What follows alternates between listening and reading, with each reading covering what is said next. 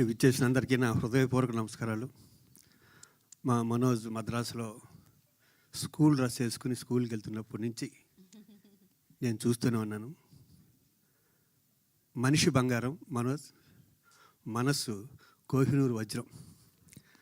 అతని చెయ్యి ఎంత మంచిదంటే మొన్న ఈ మధ్యనే రాజు వెడ్స్ రాంబాయ్ తన చేతుల మీదుగా రిలీజ్ చేశాడు. అది సూపర్ డూపర్ హిట్ అయింది. ఈ సినిమాకు కూడా మా బంగారం బ్లెస్సింగ్స్ ఈ సినిమాకు ఉంటాయని మనస్ఫూర్తిగా కోరుకుంటున్నా. ఇంక ఈ సినిమాకి వస్తే అవినాష్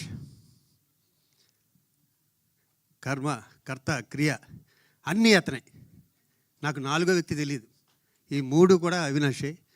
వాళ్ళ ఫాదరు నేను గత 30-35 ఏళ్ళ నుంచి మా హనుమంతరావు నేను ప్రాణమిత్రులు మేద్దరం. ఈ సినిమాలో హనుమంతరావు క్యారెక్టర్ నేను వేశాను. తన అవినాష్ ఫాదర్. అలాగే చాలా మంచి టెక్నీషియన్స్ ఉన్నారు. మా వినోద్ గారు, బుర్ర వినోద్ గారు, సాయి గారు, అలాగే చోడకి ప్రసాద్ గారు, మిగతా పెద్దలందరూ ఉన్నారు. ఇంకా చాలా ఈవెంట్స్లో ఈ సినిమా గురించి మాట్లాడాలి. ఆఖరిగా ఒక్క నిమిషం చెప్తా. అవినాష్ ఫాదర్ ఫోన్ చేసి శివాజీ కొంచెం మా వాణి జాగ్రత్తగా చూసుకోమన్నాడు. అలాగే అన్న.